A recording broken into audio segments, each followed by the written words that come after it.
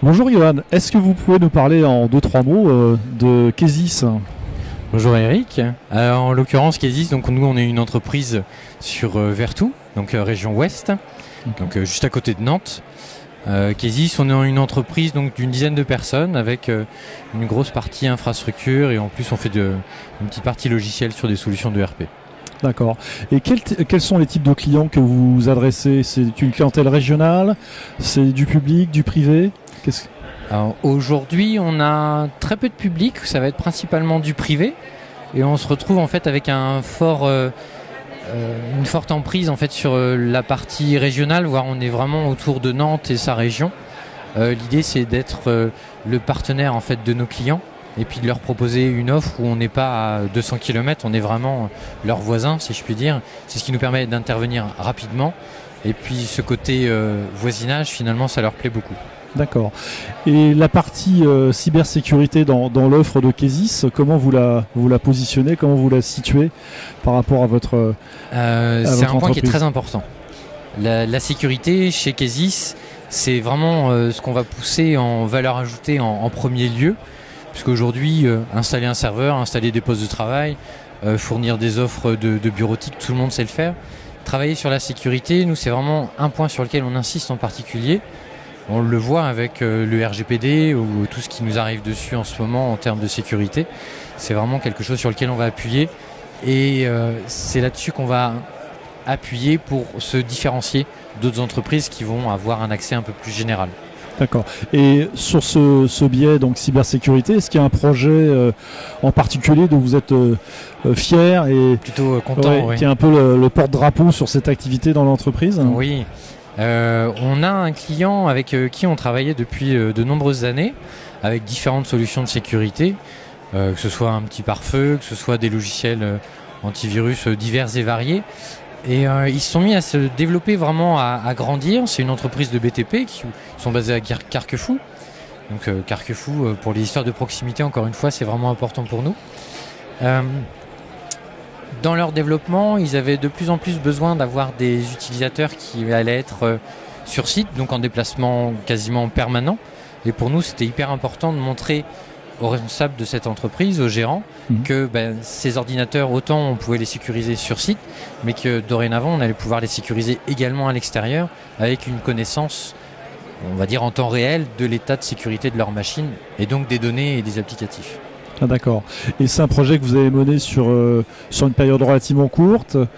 Ça a été assez rapide, parce qu'en fait, on est intervenu chez ce client-là où il était en renouvellement de ses solutions de sécurité. Pour reprendre un petit peu d'historique, moi je suis chez Kesis depuis 3 ans, j'avais déjà des solutions avec lesquelles je travaillais, notamment la partie Sophos. Et j'ai tout de suite vu l'intérêt pour ce client-là d'aller sur ce type de solution. Il y avait le RGPD qui commençait à être évoqué, c'est un produit qui est assez...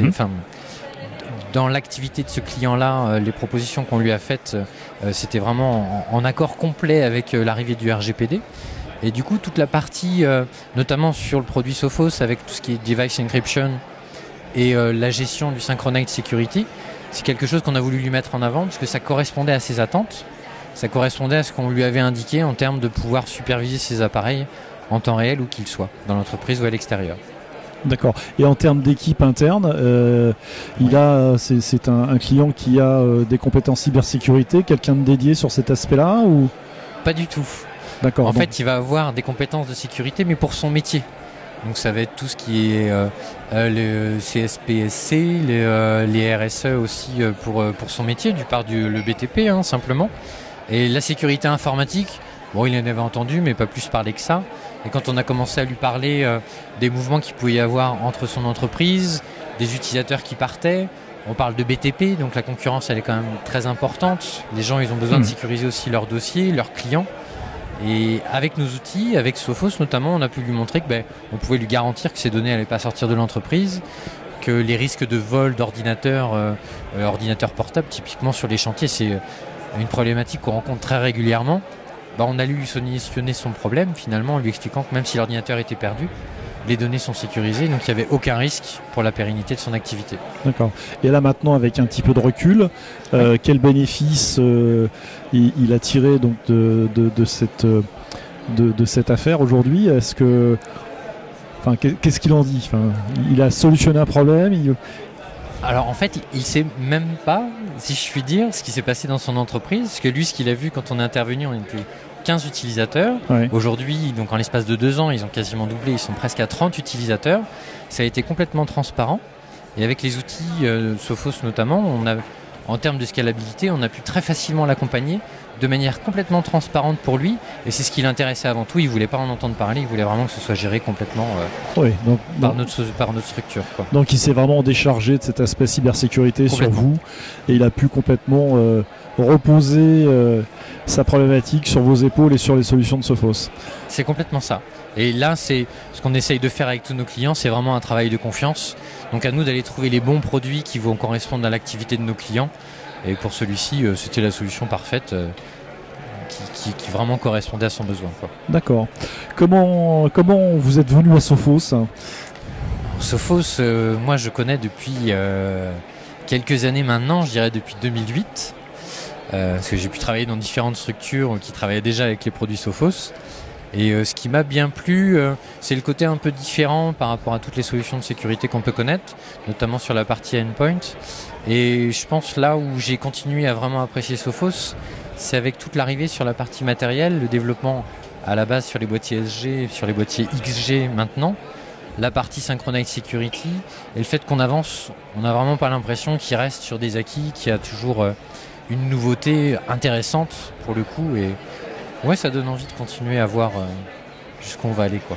Et au-delà de l'aspect produit, offre de solutions, comment vous qualifierez la relation entre vos équipes et Sophos? Très simplement, on a un besoin, on appelle Anthony, parce que c'est Anthony Lachgar qui s'occupe de nous directement. Et du coup, le dialogue, il est immédiat, il est instantané. Je ne veux pas dire qu'Anthony, c'est comme un copain, mais quand on a un besoin, c'est vrai qu'on l'appelle, il sait se rendre disponible. Si lui n'a pas l'information, parce que c'est pas dans ses compétences, il sait nous rediriger sur la bonne personne au sein des équipes Sophos. C'est royal. On sait qu'on a eu une réponse dans les 24 heures. Donc une bonne réactivité qui correspond à vos attentes et à celles de vos clients. Sur le SMB, on n'a pas trop le choix parce qu'on travaille avec souvent des TPE, des fois des artisans. Et déjà, eux, dans leur métier, on leur demande d'être hyper réactifs. Donc finalement, ils nous demandent la même chose. Donc à nous de nous adapter et travailler avec des équipes et des produits qui savent répondre de la même façon. Et aujourd'hui, on travaille comme ça avec Sophos et ça nous convient très bien. Parfait. Et sinon, au-delà de cet exemple réussi, votre clientèle de TPE, PME qui a été sensibilisée, je pense, avec tout l'aspect médiatique autour de la RGPD, au-delà de cet aspect-là, est-ce qu'aujourd'hui, vous avez le sentiment que le risque cybersécurité, c'est quelque chose qui est vraiment prégnant chez eux, ou en gros, on fait ça parce que comme on a une voiture, on a une assurance et on a de l'informatique, il faut faire de la cyber? Vous voulez dire au niveau de nos clients? Oui. Au niveau des clients, c'est vraiment nous qui leur montrons les risques auxquels ils sont exposés, auxquels ils n'ont pas toujours connaissance. Il